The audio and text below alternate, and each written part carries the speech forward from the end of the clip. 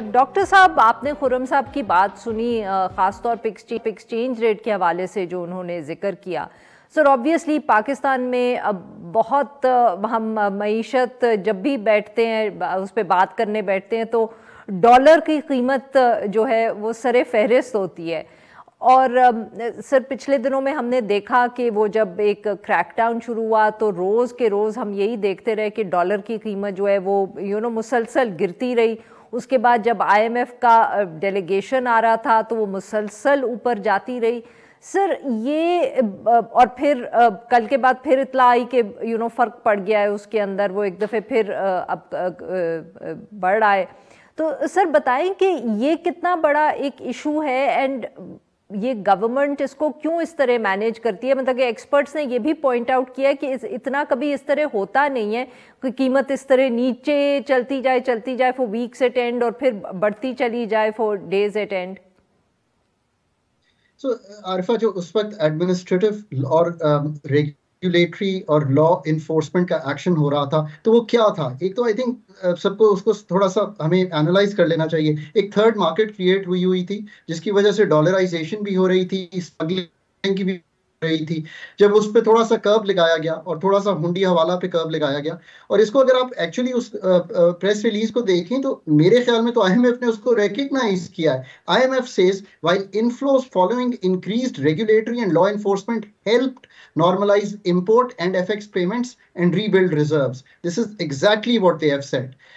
आपने एक तीसरी इलीगल मार्केट को एलिमिनेट किया, आपके फ्लोज बहुत बेहतर हो गए, आपके एक्सपोर्टर ने अपनी रिसीट्स को कैश किया, आपके इंपोर्टर ने होल्ड किया to buy at a cheaper price. उसके बाद ऑफ कोर्स आपने बहुत सी पेमेंट्स की, रॉयल्टीज की भी की, आपने अपनी जो लाइबिलिटी थी उसको कम किया, जो कंपनीज के डिविडेंड्स रुके हुए थे, थोड़ी सी इंपोर्ट भी बढ़ी। इन सब अनासर ने फिर जो सप्लाई थी डॉलर की उसको यूज किया क्योंकि डिमांड ऊपर चली गई थी। तो we saw the rupee move in both directions and that is how it should be in the short run. तो देखिए supply and demand of the rupee versus the dollar, जो डॉलर की फरामी है वो डिटरमिन करेगी। मैं बार बार कहता हूं कि इन द लॉन्ग रन रूपी की कीमत बाकी करेंसीज के अगेंस्ट कुछ भी नहीं है आरफा, सिवाय इसके कि आपकी पैदावारी सलाहियत क्या है। आपकी पैदावारी सलाहियत अच्छी है, आप दुनिया को चीजें बेच सकते हैं, आपका रूपी स्ट्रांग हो जाएगा, आप ज्यादा एफिशिएंट हैं दुनिया से, आप ज्यादा डॉलर कमा लेंगे। इन द शॉर्ट रन हमारा चैलेंज खत्म नहीं हुआ। मैं आपसे एक और फिगर अभी शेयर करता हूँ। 2 मिनट पहले ही मैं देख रहा था कि स्टेट बैंक ने अपने रिजर्व मुबादला के जखायर जो है उनको हमें बताया है, वो $115 मिलियन एक हफ्ते में गिरे हैं और वापस $7.4 बिलियन पे हैं। हम $1.5 अरब नहीं ले पाएंगे अपना, और ये तो अब गवर्नमेंट ने एक्सेप्ट कर लिया है। I can tell you this कि गवर्नमेंट ने IMF को भी कहा है जो हमने कैपिटल मार्केट से रखा हुआ था। एक हमारी फाइनेंसिंग आउट हो गई। हमने 3 से 5 अरब रखा हुआ है जो हमने कैपिटल मार्केट्स के अलावा कमर्शियल मार्केट से लेना है, वो भी मुश्किल होगा।